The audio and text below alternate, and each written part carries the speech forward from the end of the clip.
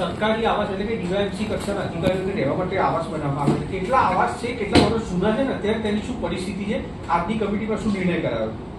2008-9માં અમદાવાદના ખોખરા ખાતે ક્લાસ 1 અધિકારીઓ માટે એક ઓફિસર ક્વાર્ટર્સ બનાવવામાં આવ્યા હતા.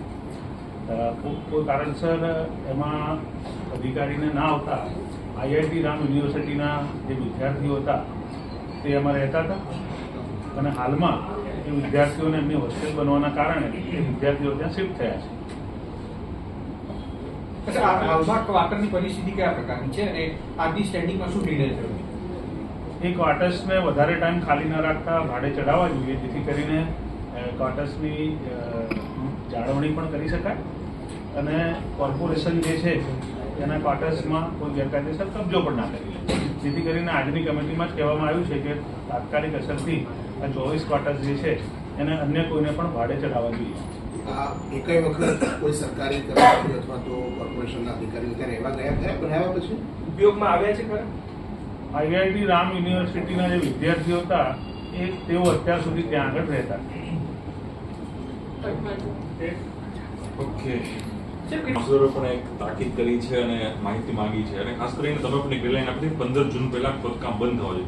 ખોદકામ હજુ પણ ચાલી રહ્યા છે શહેરની અંદર. પહેલી જ કમિટીમાં કહેવામાં આવ્યું હતું કે 7 દિવસની અંદર આ બધી જ કામગીરીઓ પૂર્ણ કરવી જોઈએ. છતાં પણ મારા ધ્યાનમાં પણ ક્યાંક આવ્યું છે કે આવી જગ્યા ઉપર કામગીરી ચાલુ છે.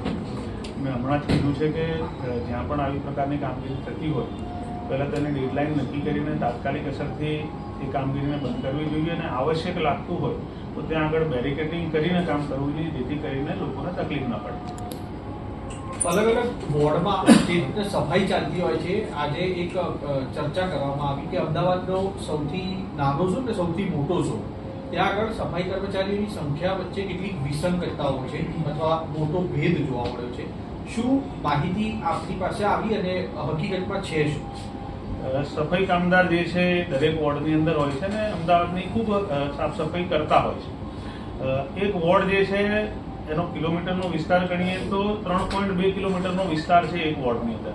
ત્યાં 762 સફાઈ કામદારો કામ કરી રહ્યા છે અને એની સામે વાત કરીએ અન્ય એક વોર્ડની કે જેમાં 44.54 કિલોમીટરનો વિસ્તાર આવે છે, ત્યાં માત્ર 244 કામદારો કામ કર્યા છે.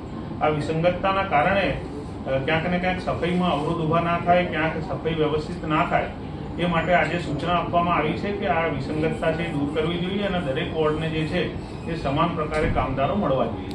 કેમ આ બે વોર્ડ કયા કયા છે, જે સૌથી નાનો છે અને સૌથી મોટો છે? મેં કીધું એમ કે એક ખૂબ નાનો વોર્ડ છે 3.2 કિલોમીટરનો છે અને અન્ય એક વોર્ડ છે 44.54 કિલોમીટરનો. GS ન્યૂઝ ટીવીના ચેનલ મિત્ર પરવાર અમદાવાદ.